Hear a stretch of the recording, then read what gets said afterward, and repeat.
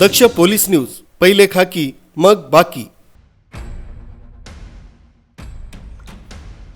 नाशिकच्या जेलोड परिसरातील कॅनल रोडची अवस्था अत्यंत दयनीय झाली। पाईपलाईनचं काम पूर्ण होऊन जवळपास 1 वर्ष उलटलंय, मात्र आजही 1.5 किलोमीटरचा रस्ता खड्डेमय अवस्थेत आहे। त्यामुळे वाहन चालकांसह नागरिकांना मोठा त्रास सहन करावा लागतोय।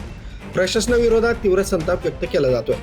जेलरोड उपनगरातील कॅनल रोड पाईपलाईनच्या कामानंतर रस्त्याची योग्य दुरुस्ती करण्यात आली नाहीये। परिणामी संपूर्ण रस्त्यावर मोठमोठे खड्डे पडले असून वाहन चालवणंही धोकादायक बनलंय। 1.5 किलोमीटर पर्यंत रस्त्यांवर खड्ड्यांचं साम्राज्य निर्माण झालंय। दुचाकीस्वारांना जीवमुठीत धरून प्रवास करावा लागत असून पादचाऱ्यांनाही मोठी कसरत करावी लागते। स्थानिक नागरिकांनी अनेकदा तक्रारी करूनही प्रशासनानं अद्याप ठोस कारवाई केलेली नाही, असा आरोपही होतोय। रोड आहे का सरळ?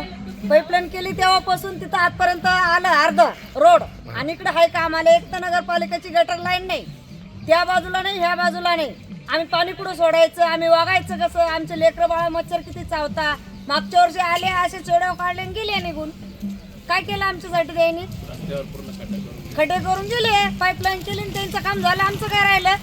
काहीच नाही ना। टाकायचं ते आळे आमच्या दारात येतात ना, कोण म्हणतात ते खड्डे पाणी साचलेलं पावसाचं पाणी कुठं जाईन? मग चेंबूर तरी पाहिजे, आणि तिथून गाड्या येतात आमच्या दारासमोर पडतात। आमचे लेकरं बाळा बाहेरच राहतात।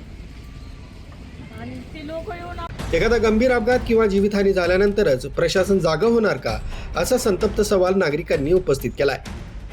नागरिकांनी संबंधित विभागानं तातडीनं रस्त्यांची दुरुस्ती करून खड्डे बुजवावेत, अशी जोरदार मागणी केली आहे। आता प्रशासन याकडे किती गांभीर्यानं लक्ष देतंय हे पाहणं महत्त्वाचं ठरणार आहे। न्यूज ब्युरो, दक्ष पोलीस न्यूज, नाशिक रोड।